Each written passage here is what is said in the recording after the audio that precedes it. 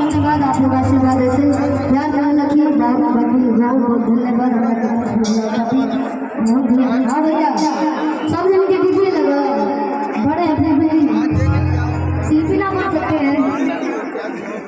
बहुत बहुत धन्यवाद। अभी हमारी दी है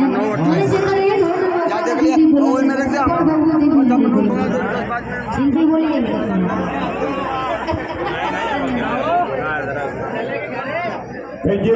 जोरदार ताली बजा दीजिए शिल्पी के लिए। जोरदार ताली बजा बहुत बहुत बहुत शुक्रिया। और आदरणीय श्री तहसीलदार यादव जी, देवेंद्र यादव जी तहसीलदार साहब हमारे बीच आए हुए हैं। मैं चाहता हूं कि कृपया मंच पे आए। आदरणीय श्री देवेंद्र यादव जी तहसीलदार साहब कृपया मंच पे आए। हम आपका अभिनंदन करना चाहते हैं। राजगिरी देवगिरी वाटर पार्क और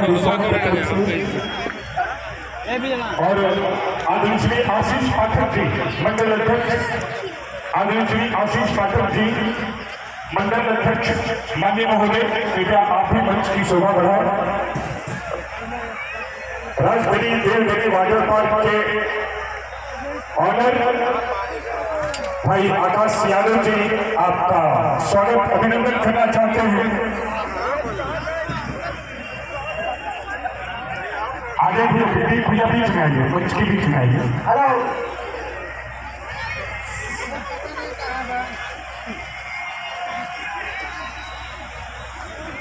आराम से विचार कर मैं